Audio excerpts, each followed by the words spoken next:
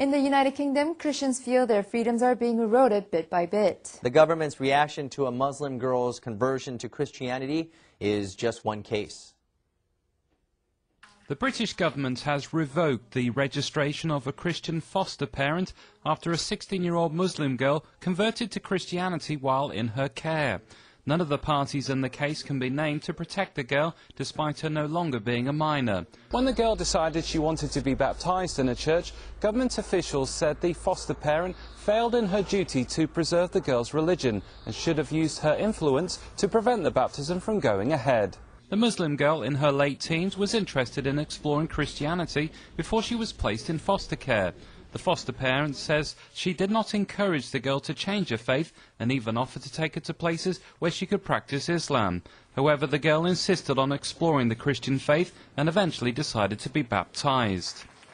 The Christian Institute's Mike Judge says he can't understand the government's objection to allowing the girl to choose to change her faith.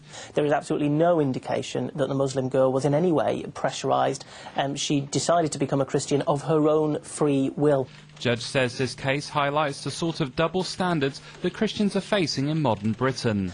I cannot imagine that if this was about a Christian girl deciding to become a Muslim, or if this was about a Christian girl deciding to become an atheist, that the city officials would have clamped down on this foster carer. The foster parent's lawyer, Nigel Precy, says there is no evidence that the girl has suffered harm for changing her religion. He argues that the authorities failed to listen to the girl's views. Precy says the event that provoked the government was the decision by the girl to be baptised.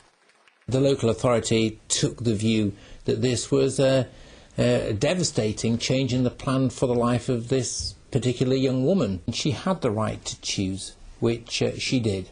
And we say that it's entirely disproportionate to say that because a young woman makes that choice whilst in the care of a foster carer, that it should fold back onto her, that in some way she should have done something to stop her.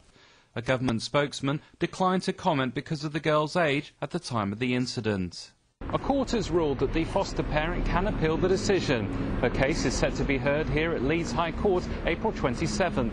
Christians hope not only will she win the case, but that this case will reinforce the right of people to freely change their faith without fear of legal consequences.